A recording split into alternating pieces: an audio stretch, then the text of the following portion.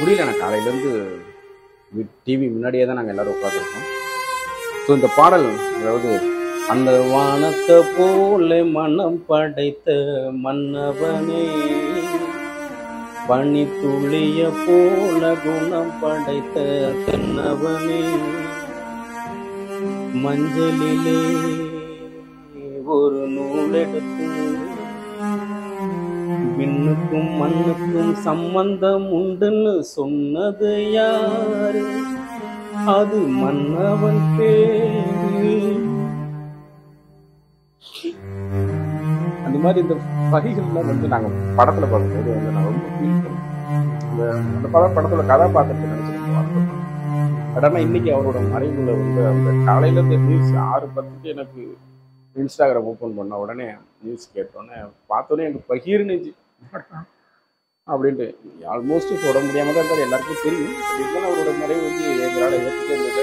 Almost இன்னைக்கு தமிழ்நாட்டில் உள்ள அத்தனை உள்ளவர்கள், அதாவது எங்கள் பீரியடில் தெரியும், நம்ம இந்த 90s கிட்ஸுக்கெல்லாம் பார்த்தீங்கன்னா விஜயகாந்த் அவர்கள் அப்படிங்கும்போது அது ஒரு இது வந்து நாங்கள் பார்க்கவே இல்லை. அவரை நான் இதே நேரில் பார்க்கலாம் பார்த்துட்டு இருக்கோம். ஒரு டைமாவது வாழ்க்கையில் ஒரு நடிகரை நான் பார்த்து ஒரு ஃபோட்டோ எடுக்கணும்னு ஆசைப்பட்ட ஒரே நடிகர் எனக்கு விஜயகாந்த் அவர்கள் மட்டும்தான் எங்கள் லைஃப்பில்.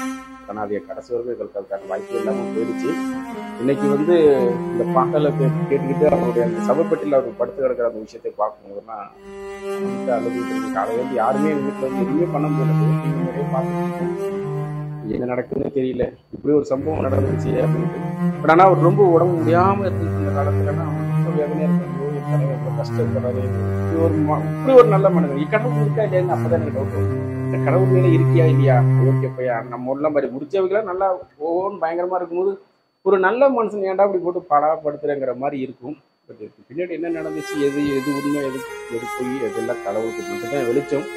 அவரோட ஆத்மா இன்னைக்கு இந்த உலகத்தை விட்டு போயிருக்கு நினைக்கும் போது ரொம்ப வேதனையா இருக்கு.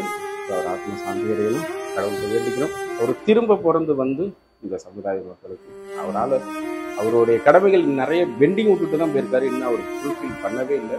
ஏன்னா அவருக்கு அவ்வளோ ஒரு விஷயம் வந்து மனதார வந்து மனசுக்குள்ள வந்து இந்த மக்களுக்கு ஏதாவது நல்லது பெருசாக பண்ணணும்னு யோசிச்ச ஒரு அற்புதமான ஒரு நல்ல குணம் கிடைக்கிறது.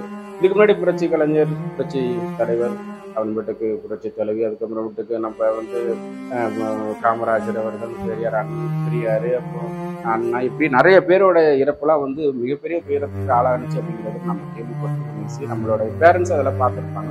இப்போ இன்னைக்கு இவருடைய இந்த இறப்புல இருக்கிற அந்த கூட்டம், இந்த மக்கள் ஒவ்வொரு தொண்டனும் வந்து கதறதுல பார்க்கும்போது சத்தியம் இப்படி ஒரு தலைவனை வந்து நம்ம பீரியட்ல வந்து பார்க்குற கடைசி தலைவன் இப்படிதான் இவரு தான் அப்படிங்கிற மாதிரி தான் இருக்கு.